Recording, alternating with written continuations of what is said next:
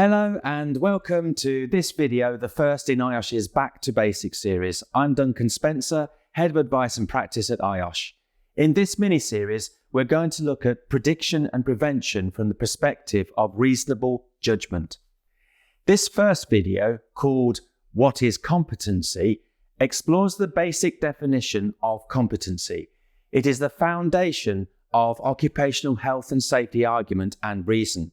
It is the basis for influencing and persuading others, which is a fundamental requirement for any occupational health and safety professional. It is widely accepted that a person's competency is a combination of their knowledge, experience, and skill. Knowledge can be gained through education, learning about the subject by attending a course, reading a book, or watching a YouTube video. It builds knowledge. Training is a form of education. It is a little more specific, for example, training to develop a skill like the use of a welder or to follow a safe system of work. Both education and training builds knowledge. Skill. Skill is the evolving ability of a person to do a task. An apprentice practices their skill before they become proficient at it and able to act independently. For example, a trainee lorry driver will practice reversing a trailer in an open space with traffic cones until they have perfected the skill. Experience. Knowledge and skill is enhanced by continued practice.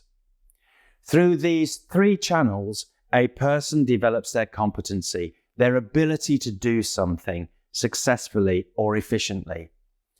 Note that competency is not a binary idea. That is to say, either you are competent or you're incompetent. Competency will develop over time as knowledge and skill improves. The more people work, the more frequently they do their tasks, then the more competent they will become. Arguably, asking whether someone is competent is the wrong question. It suggests that either you are or you're not. In practice, it is better to ask, is the person competent enough? By benchmarking with other similar people, it provides an indication that they had at least the minimum competency required, if not better. One of the more recognized ways of benchmarking minimum competency is to pass an exam in a formally recognized and relevant qualification or achieving a membership grade in a relevant professional body. So, competency isn't a static or binary concept.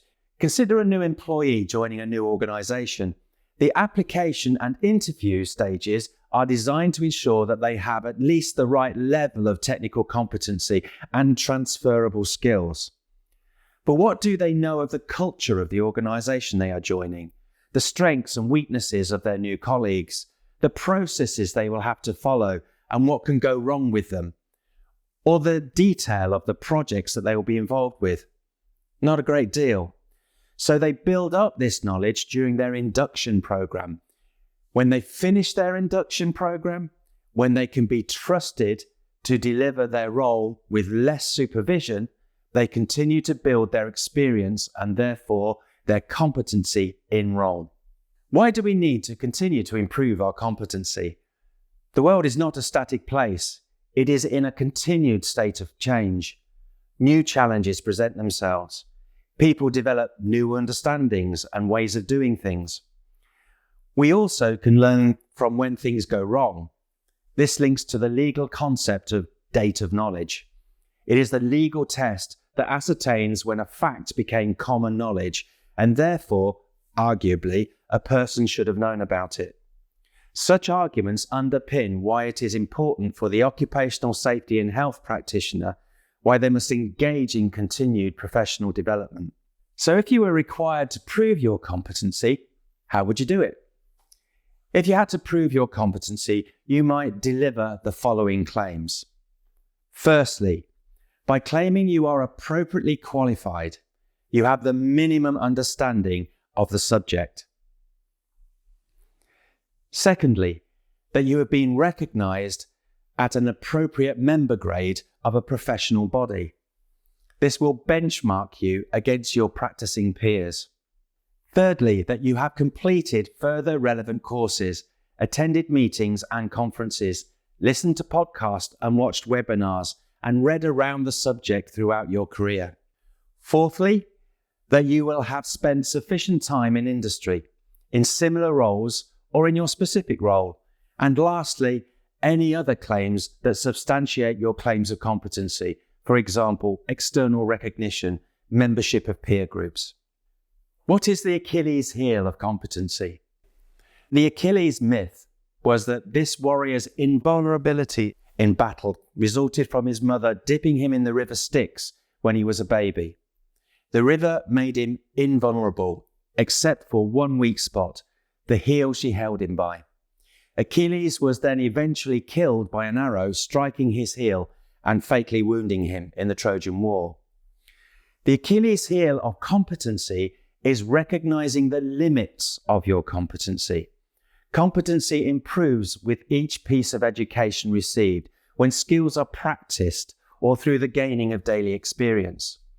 Nonetheless, sometimes we are faced with things where our knowledge, skill, or experience are insufficient. At such times, we need to proceed with much greater caution, or better still, bring in somebody with that expertise. So, in summary, competence is a blend of knowledge, skill, and experience. Competency is not a binary concept with work. Competency evolves and usually improves over time. Part of defining competency is identifying its current limits and how it can be augmented. In our next video, we will cover how we use competency as a basis for making reasonable judgments. To become a member of IOSH and for more information about occupational health and safety topics, please visit iosh.com.